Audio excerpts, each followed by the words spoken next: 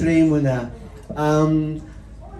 Nag-hit talagang beauty derm sa Singapore, and then I've heard in some other parts of the US daw ay gustong-gusto rin nila yung beauty Canada. derm. Actually, sa Singapore, FDA approved. Singapore po tayo. Sa ibang countries kasi, limited lang ang ilang kilos ang pwedeng ipadala sa abroad. 5 to 10 kilos lang pag hindi ka registered doon kasi parang maaano mo na parang personal use. So Tapos pag frequent, syempre na-check na po yun kasi nagiging business ano. Pero Pati sa ako, US may marami po to yung benta ka na dun yes sa po, opo. US, And sa even in beauty Australia kaya they're so excited. Sabi ko sa kanya, I was there last year and I met with our sellers at lalo pa ngayon comment sila ng comment kay Ading na punta daw doon. Sabi ko, okay. So tayo this year sa Australia. Wag mo na. Ayun, pupunta tayo para magkaroon tayo ng meet and greet kasi excited na silang makasama din sila Geraldine. Like, ang daming nagre-request.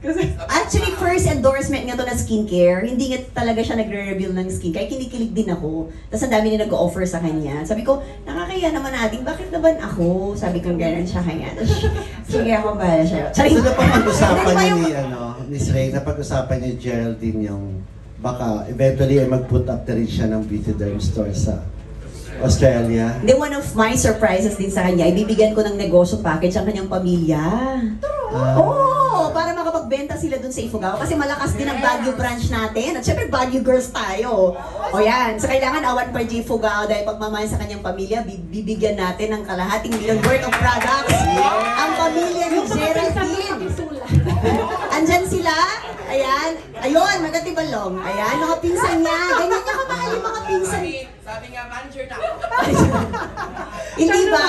Well, sige, naglako ka di Jayan, ha? Ayan, magtitinda sila kasi ganun niya kamahal yung kanyang pamilya. Sisimulan nilang kanilang beauty derm business. Eventually, dahil sabi ko, mahal ko tong kapatid ko na to, huwag mo na siyang mag-sell doon, siya na lang mag-endorse. Kasi mas maraming opportunities na naghihintay sa kanya as an endorser. So I'm very happy for her na ito na yung kanyang natatamasa ngayon. At marami pa, ang daming mga big companies na nagme-message sa kanya. Overwhelming, pero yan siya pa yung nangungulit, natulog pa siya, lang araw siya dito. Ako pa nagsabi, ala, ading nakakahiya. Ang daming i-invite sa'yo. Yan. So dito siya nagstay. The other day pa siya nandito. So very quiet lang kami. Ganon. Ganon ang aming friendship. Pigil na pigil. Hindi ko huwag ka magpo-post kasi gusto na niyang kahapon. Wala na, post na ako kanina umaga. Sabi ni Mar, nag-post na siya. In-edit niya na kagabi. In-edit. Actually, kahapon pa. I know. Nung nag-shoot pa lang nung ano ko, nung naka-standby ako, nag-edit na ako eh. Galing na. Kaya nga eh, book pagkagising ng umaga. Pa. Ano yun? 6 a.m. yun. 6 a.m. Nakita mo? Galing. Okay. 6 a.m. ko din The next question kay Miss Geraldine naman, medyo maiba lang tayo ng contest. I'm sure you can share it with the other mga Filipinas natin, mga Filipino wives natin na nandun din sa ibang bansa. Ikaw naman, ano pwede mong ma-share sa lahat yung challenge mo as a wife of an Australian, lalo na sa Australia na, correct me if I'm wrong, pero iba ang kami na-experience din namin, iba yung treatment nila sa mga Asians, specifically sa mga Filipinos. Ikaw ba, may mga experience na naranasan mo rin yan? And, sige, ano muna, kasi ang dami ko sabi gusto sunod-sunod na tanong sa iyo. Yun po muna. So far, you know, since Josh and I have met, like, you know, one of the challenges is just like, you know, kasi iba yung culture nila. And iba ang culture natin. Since getting married, iba talaga, like, you know, iba talaga, food pa lang iba na. Tapos, but you know, Josh is very nice kasi, like, he's Christian, kaya sobrang smooth ng transition ng namin, ng marriage namin. Like, siya yung nag-a-adjust most of the time?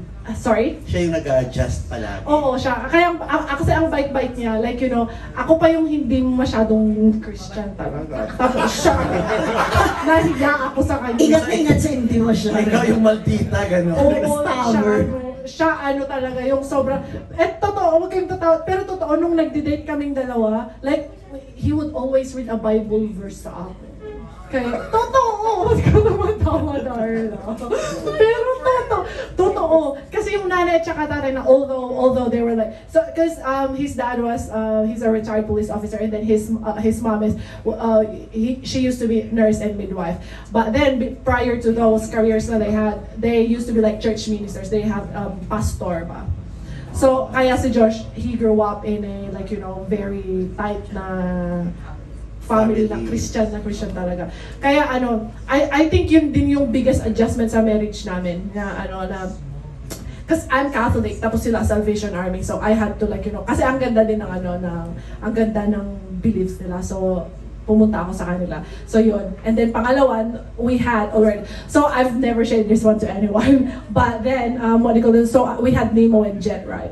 So now that Nemo is in kindergarten, he is in grade 1 na. Pero before, when he was starting school, kasi iba, nung nasa preschool siya, tapos konti lang kasi yung sa school na pinuntahan niya, konti lang ba ang Asians doon. And then Nemo would come home, telling me that, oh mama, they won't play with me because I have like little eyes. Kasi yung eyes niya super little, pero parang Korean kasi siya. Kaya they would always like say that, even now, everyone is playing, but then they're not playing with him. Kaya ang sakit ng loob. Kaya I try. Ina-explain ko talaga siya na, ina-explain ko siya na talaga na ang hirap pero minsan ako nung sinasabi ko sa kanya, umiyak ako sa toilet kasi na-hurt talaga ako nung pinaka-first na sinabi niya, na siya, kindergarten noon. Ayaw nilang pero sabi ko sa kanya, I think may mga tao talaga na na ganun, pero you just have to be like, even though they're not very nice, you still have to show them that you're very nice. Otherwise, if you're not nice, then it's walang mangyayari. Naiintindihan naman niya so ngayon ini-ignore na lang, hindi, mas konti na ngayon kasi I think nag-mature na yung ibang mga kids, pero noon talaga nung kindergarten siya, ganun ang nangyari. Kaya lagi ko pa rin sinasabi sa kanila, even Jet now, I would always tell both of them na you, maraming differences, we all have different colors ba, we all have different, pati sa hair color yan, kasi black na black ang hair ni mo, may mga kaklase siyang blonde. He is the different sa sa group nila. Kaya minsan sinasabi ko na kahit ganun pa din, we are all the same, Kaya alam din niya ang difference ng Filipino. Ayan, si Jen, alam niya, I'm half Filipino, I'm half Australian. Of course, I have. alam niya yung difference ba na, for may mga kaklase din siya na na half maybe half Indian and half Australian. Ngayon parang mas naging aware, hindi ko in-expect na magiging aware sila sa at early age. Akala ko, dumating sa point din na nung buntis ako, sabi ko, siguro naman walang racism na mangyayari kapag mga bata pa sila. Hindi ko in-expect talaga na, at Nemo was 5 years old, I was explaining him between the race and the colors and everything. Kaya, I think yun yung biggest challenge ko so far, sa pagiging Filipina and then marrying. Pero ang religion mo ngayon, Salvation Army. Yes. Although I didn't convert legally, I'm still by the birth certificate, I'm still Catholic. But then by practice, I'm the Salvation Army. Pero sa mga friends, kumusta yung mga Australian friends mo? With those beauty derm endorsements mo? Kasi ka sa Australia, marami din nagpapa-picture sa Australia. Punta kami sa mall na ganyan, tapos kasama ko, my bestie is Italian and then half Maltese and half Australian. So dalawa sila. So yeah,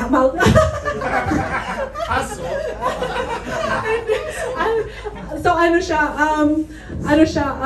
pangalan yan? So dalawa sila. Minsan kapag naglalakad kaming tatlo, may mga nagpapa-picture, tapos yung sa kanila, kilala ko siya bago sila naging content curator, mas talo kayo. Ganun nilang dalawa. But they understand it so much na yung nangyayari sa alam nila. Celebrity ka. Hindi celebrity. Pero alam nila yung nangyayari, kaya very, very happy naman sila. Kaya actually I gave them beauty derm product, the one that you gave me last time. They're using it. Yeah, they're using it now. I think their favorite is the cleansing one. Last na lang, Miss Geraldine. ano yung Pinoy traits or pagka-Pinoy na share mo at dala-dala ng mga anak mo? I think actually marami silang alam na Filipino traits. For pinaka first, like you can't bring your slippers inside your house. Because Joshua's friends he doesn't have Filipino friends na close. They would always bring their shoes inside, and Jet was like, "Excuse me, you can't bring your slippers inside. Mama is going to be very angry." Ako daw, ganun siya. Tapos minsan na-envy na yung mother-in-law ko kasi dinadala niya yung slippers niya. Sabi niya, "Granny, you can't bring your slippers. Mama's gonna be very, very angry." Ganun siya. Tapos alam nila yung I think nakita nila yung difference kasi if you're here in the Philippines, you would be calling all the older people like ate or kuya or auntie and uncle, right? And then whereas when you're in Australia, my friends, my kids would call them Jessica or Candice because they're there were like a time na sinabi nila sa akin like why do I call them by their first name, tapos kapag yung my family we have to call them tita or tito or ate or kuya, pati nga yung mga pinsan ko ate or kuya. Tapos ngayon nang nangyayari kasi tinatawag ko silang Maymay or Ayel or Ryan, tinatawag din nila na Ayel, yung the same thing. Tapos I keep on like telling them you have to, but why? Ang hirap ng sagutin ang why nila. Kaya pero they know, all my family, my uncles and uncles, they would call them lolo and lola. Kaya, pero pag nandun sa Australia, parang back to normal sila, pala, Rose pala ang pangalan niya. Ganon.